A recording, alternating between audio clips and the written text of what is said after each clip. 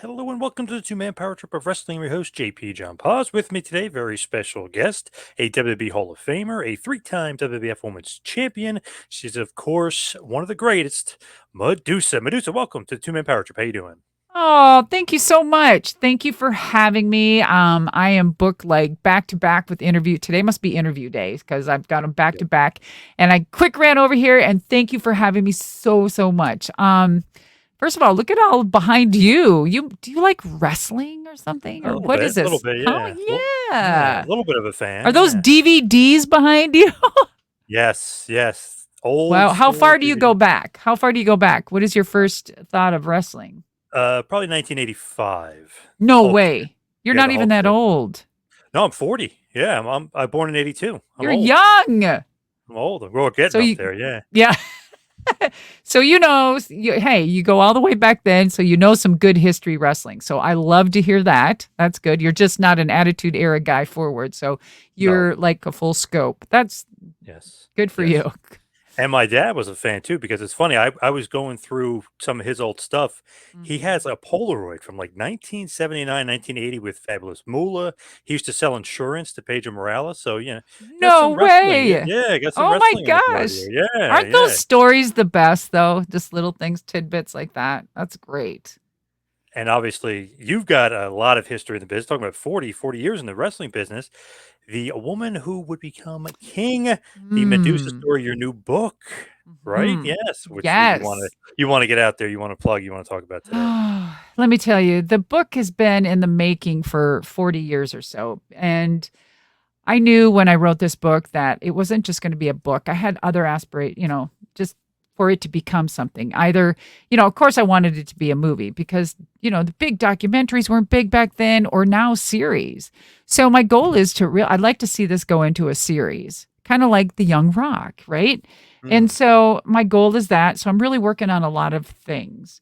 The book I tried to publish it a few times, but the timing is everything, right? I mean, the first time I tried to publish was like too young in my career. Wouldn't have made sense. I don't have a lot to talk about. In the second or third, but a lot of things were happening and transitions and big things. And all of a sudden I get the call for monster trucks. I'm like, I can't publish it yet. I've got monster trucks, right? 20 years fast forward after racing monster trucks. And what else do you do during a pandemic besides have lots of sex with your husband or write a book? So that's what I did. And yeah, I mean, the pandemic was pretty wild, right? We all found ways and to overcome and do whatever.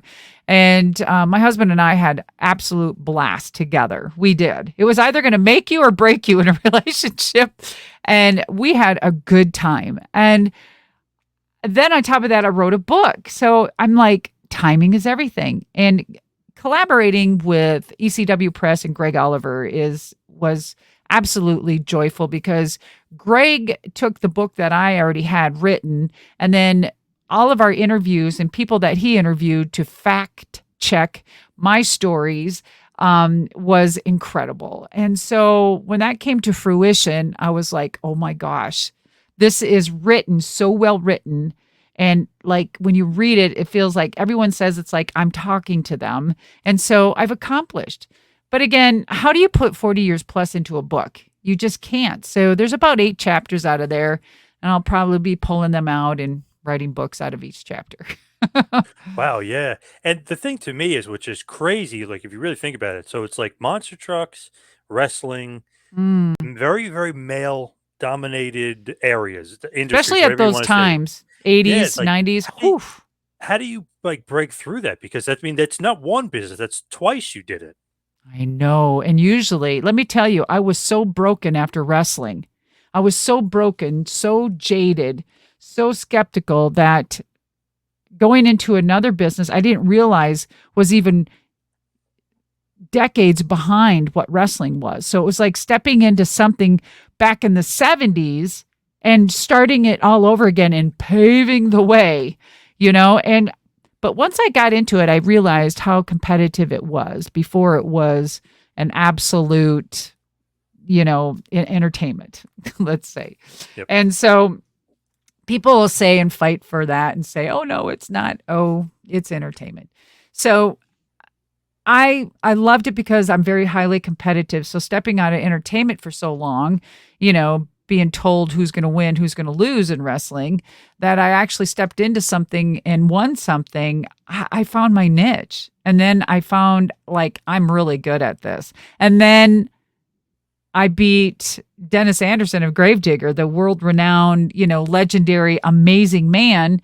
I beat him at the world finals of Monster Jam and I became a 2-time world champion there. So I set the bar pretty high, you know what I mean? And I loved what I did in both entertainment sports thereafter. Um, but however, it really took a toll because first of all, I was very good to wrestling. Wrestling wasn't good to me. And monster trucks, it was like just always, no pun intended, but hitting a brick wall, and it was very hard to have the good old boys club listen to a woman that came from the entertainment business and say, hey, this is what they see. You hired me for this reason. You wanted women in the stands. You wanted a woman driving a truck because you don't have one. Some of the things that I have and my ideas work because I just came from an industry of almost 20 years. And so it's like they started butting heads with me. It's like I had a voice and they didn't want to hear it. So 20 years I struggled very hard within monster trucks, something they wanted, but they didn't want to hear. Yeah. When you look at wrestling, like you said, you gave a lot, maybe they didn't give enough back. Do you think that your legacy is where it should be as far as you paving the way and your name and as far as the wrestling side of things? I think if we look at that way, absolutely, because it was at a time that I either could have sold my soul or my integrity, or I stuck to what I believed in to let people know, even through tragedies to triumphs, you can persevere. And it was my right choice, even though that I was a paver. That is, in every organization, in every little thing, there's always somebody that paves the way to make it better for somebody else. However, it's even happening today. There's people that are making it better for the future of tomorrow. So what do you think is the legacy of Medusa in wrestling? Well, I think it's a woman that her legacy. I mean, how do you answer that? Asking myself. I mean, I just, there's just so much I could say without sounding arrogant or just, I'm going to leave it to you. You've watched me wrestle, right? Mhm. Have you watched any of my monster trucks? No, but my son is a huge, monster truck fan, so he's probably seen it. Yeah. If you've seen my wrestling, what would you say my legacy was as a fan's point of view? Trailblazer. You Yes. kind of came along, like you said, male dominated. You fought your way through, whether it was wrestling some of the men, beating up on Paul Mhm. Heyman, many years ago, but having great matches with But the Isaac legacy, Kong, what Bull is that Nakano. legacy? What is that legacy? I would What say, no doubt trailblazer? about it, Trailblazer, no doubt about it. Yeah, you Yes, broke through changing, when, yep, you changed the business for sure. But changed the business. do you think you get Absolutely. enough credit though? It's not about searching for what I think wrestling owes me because wrestling doesn't owe me anything. I know that I've done my job and I know what I've done because people still ask me for interviews. People still ask me for seminars. People still ask me for autographs. And I think that if it were to be in the history books, it would be a woman that changed the trajectory of pro wrestling and blazed the trail to success, overcoming all of these obstacles and letting people know that if you look at her story and you read her story, and there's something in there for everybody. It's not just a wrestling book. It's not a monster truck book. It's a whole life book with so much more, right? And so there's something in there for everybody. If it's womanhood, if it's, this or that, it's just, yeah, I've just lived a very colorful life and I am so grateful. I am just so blessed that I did not sell my soul and I kept my integrity intact. And it's so important. And it's very difficult in these businesses. You see it happen so many times that, hey, they want that bigger paycheck. So they're going to do this or that. I don't have to live with that. free of a conscience there. Yeah, some people might have a guilty conscience about some of that stuff for sure. Eh, Yeah. that's maybe they don't. Maybe people can live with that. I Or don't know. when you look at the book, was it like a good experience just kind of going through down memory lane? Because some people, when they write the book, they're like, man, I kind of want to relive that, or I do want to relive that. So, did you have a lot of those experiences? That's a good point, and it's a great question, and I call it peeling back an onion, Yep. basically, because sometimes you peel it and your eyes water. You know what I'm saying? Yep. So some things you don't want to relive, but it's a story to be told because there's a lot of people that can resonate, and at some points you feel vilified, there are so many things in there that brings you on a roller coaster ride that is just crazy that I'm not here. You know what I'm saying? I could have chose to do drugs. I could have been an alcoholic. I could have been trafficked. I could have been just by wrong choices because of the world I chose. And I think I'm here. I'm here to tell the story. It is And funny, like when you look at some of the things, like it could bring back really bad emotions, but some things it's like, man, I'm so glad I accomplished that. I'm so glad I did it. absolutely. I just shake my head and go, I am so glad I chose what I did. And it is a happy, happy feeling. And the in one of the pinnacle points of my life is meeting my husband because he is very well structured. He's so super intelligent. 31 years in the military, command sergeant major of the Army. And we are polar opposites, but we are so together.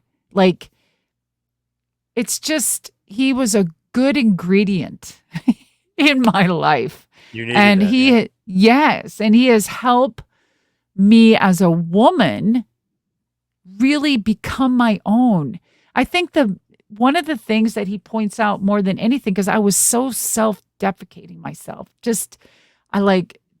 I would always say, oh God, I'm ugly. God, I'm horrible. Who would look at me? Oh, I'm awful looking. Or, just, oh my God, I'm so fat. He's like, every time he'd be like, gosh, Deborah, real name's Deborah. Deborah, you're the sexiest woman I've ever laid my eyes on. And do you know, after so many years of marriage, to this day, he comes in, he'll tap me on the butt and he'll say, I love you, or boy, I got a hot wife. And for a man to do that after all of these years and the obstacles even I've been through and he's been through and we've been through together, that speaks volumes. That's a damn good man. Where'd you guys So, meet? How did you meet? on the internet, long, long, long time before it was internet. It's in the book. You didn't read Okay, the all right. book. Not yet. No, no, not yet. Okay. All these stories are in the book. But yeah, you're going to have to read that story. It's pretty amazing. Okay. Because I Yeah. was gonna say Yeah. military guy, wrestler, Oh my like where did they cross God. paths? Yeah, yeah. Okay. Right? It's Interesting. so Yeah. good. So good. So When you look good. when you look back though, what if you didn't meet him? Like, you know what I mean? You could have went that way. You could have went Coulda, woulda, downhill. Yeah. shoulda. And Right, right. when you read some of these stories, you probably say, well, what if she didn't choose? What if she didn't choose this path? What if she would have Right. said no to monster trucks? What would she have done? Or there's a story in there. What would she have done if she didn't choose wrestling, but she would have chose that?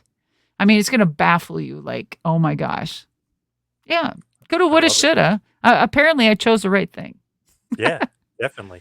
With today's wrestling, I know obviously Mm, you were doing some work for NXT, doing some work for the NWA, and my buddy yes. Dr. Tom sees you once in a while. I love Dr. Tom. I tease him so bad. Him and I are both producing on NWA. Yeah. And I love him. He's such old school and just such a great mind for the business. And he's such an asset to the NWA.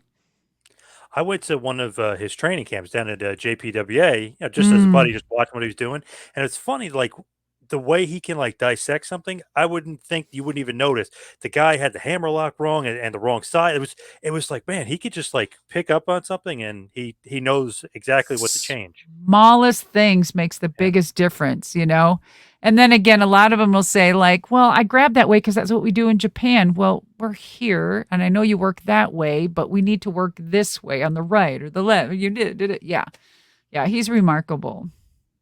What do you think about the current state of not just wrestling in general, but the current state of women's wrestling? Like, are they progressing? Each it feels like maybe each level, maybe they're getting a little bit better than they were a few years ago. Are they Of getting better or no? course. Every decade, every era of wrestling evolves. And if it's not evolving, then shame on our industry. Shame on the people controlling our industry if it's not evolving. However, the women have always been 10 steps behind. And I don't think it's because of the choice of the women. I think it's because of the choice of the control.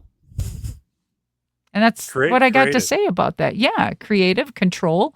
And I truly believe, do I think someday maybe, women can definitely headline WrestleMania? And it's a full package, as I always tell everybody.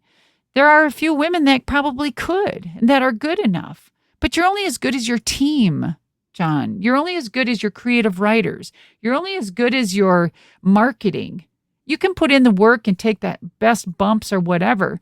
But if you two just go out there and have a match, people aren't going to understand it. Okay, that was great. But like the bloodline story. I mean, have we ever had a woman's story last that long? I don't think No. so. Mm-mm. Well, let's start one. See what happens. I know a lot of people were complaining that, hey, why didn't Charlotte Flair versus Rhea Ripley headline the night one part of Mania? But the Sami Zayn Uso storyline has been going on for a year. So, like that, to your point, that kind of takes precedent because it's been such a long developing story. It is. It was a great story, and it deserved a headline. It did. That should have. Now, Charlotte and Rhea had a hell of a match, but about halfway through to the end was a hell of a match. There was a few foot stepping and all that stuff, finding stuff at the beginning. But again, I mean, where was the long storyline there? People are trying to figure that out, right? Yeah, How long was it that wasn't a going on? storyline. Thank you. 30 days or less. Yeah, it was like a month basically. Yeah.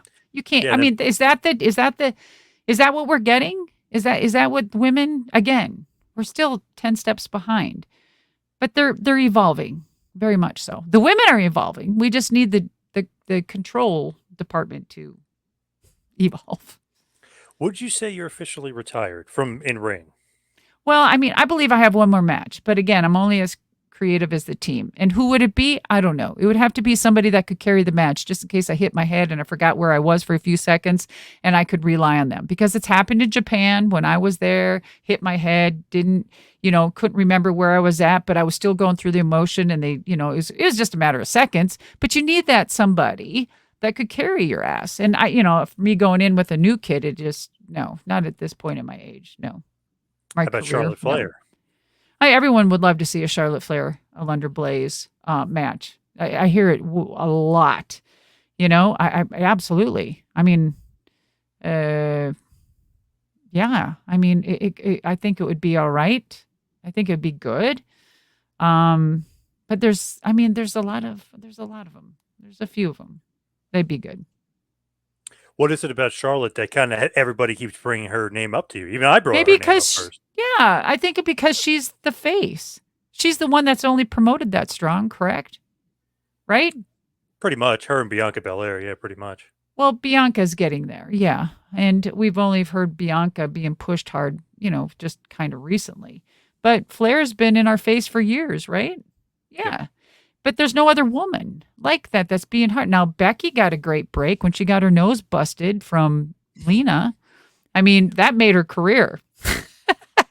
Embrace it, babe, and go for it. Because as soon as that happened, didn't Becky escalate? I mean, Big time. her whole situation took off. I mean, I'm sorry, but that's the best thing that happened to Becky's career at that moment. Listen, clickbaits, I didn't just say that was the only thing about Becky. I said that's one of the good things, because argue with me if you want, but it took her career, it skyrocketed. So clickbaits, just have fun with that.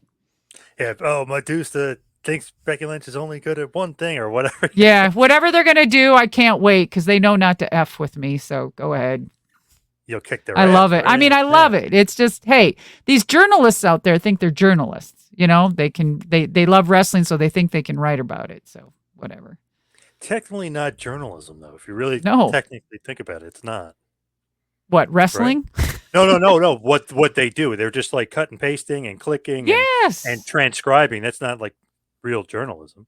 No, no. What do you think of Meltzer? There's I like Dave. journalism. Yeah, Yeah, I do he's too. he might be the only real journalist in the game. He is a journalist. Yeah, legitimate. Yes. Yeah. That's what I mean. Yep. And, he gets the most hate. Why? Because he's a journalist? Or do people like clickbait crap? That's the problem with social media. Everyone wants it now, quick, media, blah, blah, blah. And then it's crap. And they just literally sometimes will cut and paste it, like you said, like somebody's comment, but they'll transcribe it and they'll cut off the beginning and the end. It, like you said with Becky, like, Yes. oh, it'll be one thing that she said about Becky Week. That's not what I said. They know I love Becky. I mean, that's one person who'd be great to have a match with. Her and Bailey. Bailey would be phenomenal. Even And Natty. I mean, Natty's a freaking powerhouse, man. And Beth Phoenix. There's one I would definitely. I mean, Rhea Ripley, another one. yeah, or Rhea as well. But again, I mean, yeah. You want it Mhm. to be built up a little bit, though. There's got to be a story Yeah, behind it. I'm not going to come in, pop it off and leave. No, no. And if if not, then I'm fine where I'm at in life. I've already did what I needed to do, and that's paved the way and, make the women's wrestling where it is today. Now, it isn't just me. It was a whole bunch of women that made it possible to where women are today. So, yeah, I mean, I'm happy. Absolutely. Cool thing, though, about the book, of course, is Paul Heyman does the Forward. forward, which is awesome. You know him for a very long time. He's still Many, yes, over many 30 years. funny. He's great with the bloodline. I love when you were with him in the Dangerous Alliance. I feel like that's almost overlooked. That faction, Everyone Rude and says that. Austin and Arn Anderson, might be better than the Horsemen, who Arn Anderson was also part of. I don't know. I love the Dangerous Alliance. So I mean, obviously, you know Paulie for a long time. Yes, I would love to see something like the DA put back together somehow and go up against the bloodline. Ooh. Hmm. With Heyman part of the Dangerous Alliance, you mean? Yeah, okay, Hmm. and he leaves the blood. Okay, I like that. Yeah. So what I'm trying to say is I would love to like recreate this and scare Paul and be ahead of the DA. Oh, okay, Oh. nice. Beat his ass like he did back in like 91, 92. Yeah, okay. Yes. Could you see him and I like the people would be like, what the? Oh, yeah. He'd be nervous. Yeah. I love him. But I mean, can you kind of feel it, see it? You know what I'm Yeah, saying? And yeah. then it would be a nice flashback for people. It's not like I'm getting into the ring, but it'd be Paul and I. People would be waiting, waiting, waiting. It could be a hell of a storyline up until that pinnacle point. And then I could put together a DA. Yeah, I could hear the promos. I've been trained by the best. I have been under, the radar, blah, blah, blah, and going on and on and on. And oh boy, I have put together and reinvented the DA. I like it. I love it. Yeah. Thanks to Paul Heyman. I can just see him going, what? And then start introducing guys and squaring off, intermittently Yeah, through the bloodline. I love it. But as we hit the wind down, we head towards the finish here. Give us Yes. one last big push for the book, where everybody can get it and why they should get it. Thank you. Well, the book, The Woman Who Would Be King, with the foreword written by Paul Heyman and with the help writing with Greg Oliver, is a tremendous book. The reviews are great. It's all 5 stars. I think I got 1 or 2 4 stars. So I mean that really speaks volumes. And thank God to ECW Press out of Canada for believing in me and putting this all together. The book isn't just a wrestling book or a monster truck book. It's a book that can resonate to all walks of life. It's a motivation book. It's an inspiring book. It's a book that will make you laugh, cry, make you mad, and then circle back and make you happy again. It's a book of perseverance. It's a book of overcoming obstacles and adversities, tragedies to triumphs, and just surviving two huge male dominant entities in this world of entertainment and not becoming a statistic by the choices I made. I love it. There you go. And it's all available on Amazon. And there is audiobooks, audio version coming out in about 6 months. I just signed the deal on that.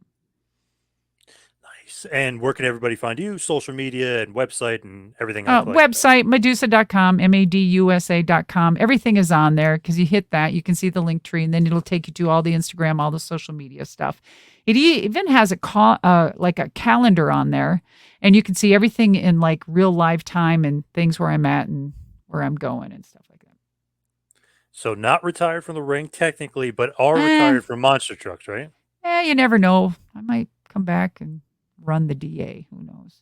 All right. I like it. I do too. We don't have a woman's like prominent manager carrying that role like Paul. No. Nope. They should. Okay. I rest my case. Okay.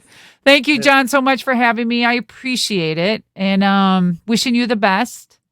And Thank you. Yeah. All of that Everybody other good pick stuff. up the book. Yes. Thank you so much. Pick up the book. Thank you. You got to get it. Yes, I will. It's on order from Amazon. So I will It be getting is. it. Good. Yes. All right. I'll talk to you later. Thank you. Yep. Thank you. Bye. Bye.